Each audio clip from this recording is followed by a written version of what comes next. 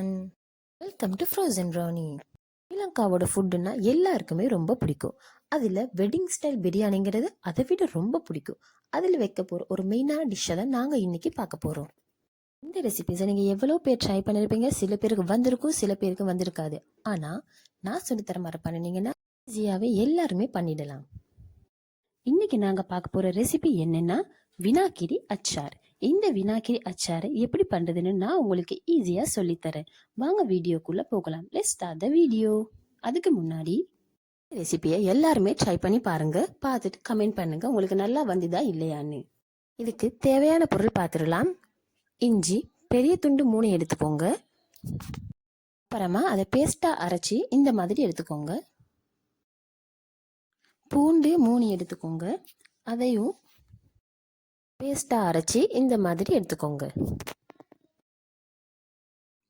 கடுகு 3 table spoon, அதையும் நீங்கள் பேஸ்ட்டாக அரைச்சி எடுத்துக்கணும். பேஸ்டான நார்மலாக கிடையாது, ஒயிட் கலர் வர்ற வரைக்கும் அரைச்சி எடுத்துக்கணும். டேட்ஸ் 200 கிராம்ஸ், ஜாக்ரி ஹாஃப் போல் எடுத்துக்கோங்க. ஜாக்ரியை இந்த மாதிரி பொடி பொடியாக நறுக்கி வச்சுக்கணும். சுகர் எடுத்துக்கோங்க தேவையான அளவு. லெமன் முழுவில் பாதி. வினாக்கிரி அந்த பொட்டில் வர அளவில் 1/4 பங்கு எடுத்தால் நீங்கள் போதும்.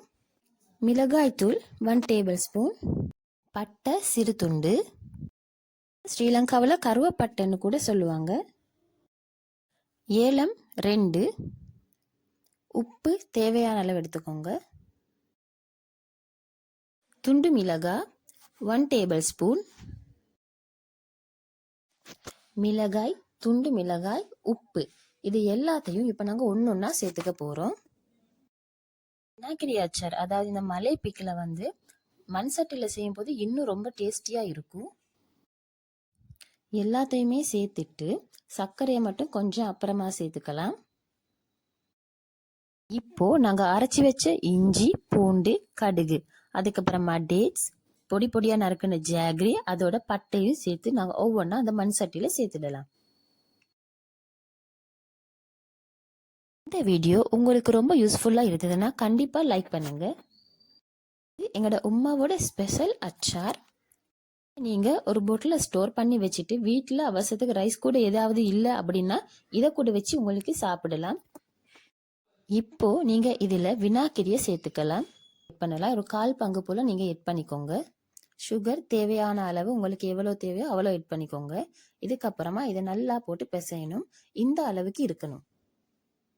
ஸ்டவ்வை ஆன் பண்ணிவிட்டு அதுக்கப்புறமா ஹாஃப் லெமனை ஸ்குவீஸ் பண்ணி விடுங்க. பபிள்ஸ் வர்ற அளவுக்கு நல்லா கொதிச்சதும் ஸ்டவ்வை ஆஃப் பண்ணிடலாம்.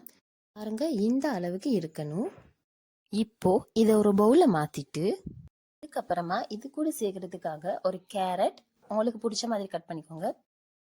வெங்காயம் 2 எடுத்துட்டு அதை பாதி பாதியாக இந்த மாதிரி கட் பண்ணிக்கோங்க. அதுக்கப்புறமா சின்ன வெங்காயம் ஒரு 10 போல், ஒரு குடமிளகாய் எடுத்து அதையும் இந்த மாதிரி கட் பண்ணி வச்சுக்கோங்க. அதுக்கப்புறமா பச்சை மிளகாய் ரம்பை இதையும் வந்து நாங்கள் முழுசாக இது கூட சேர்த்துட்டு இந்த மாதிரி மிக்ஸ் பண்ணி விட்டுக்கோங்க. அவ்வளவுதான், டேஸ்டியான ஸ்ரீலங்கன் அச்சார் ரெடி. இந்த அச்சாரை நான் பிரியாணி கூட சாப்பிட்டு ரொம்பவும் டேஸ்டியாக இருந்தது. கூட இந்த ரெசிபி ட்ரை பண்ணி பார்த்துட்டு எனக்கு ஃபீட்பேக் சொல்லுங்க. Thank you so much. ஸ்ரீலங்கன் ஸ்டைலில் உங்களுக்கு வேற ஏதாவது ரெசிபி வேணும்னாலும் கமெண்ட் பண்ணுங்க. Stay tune with frozen brownie.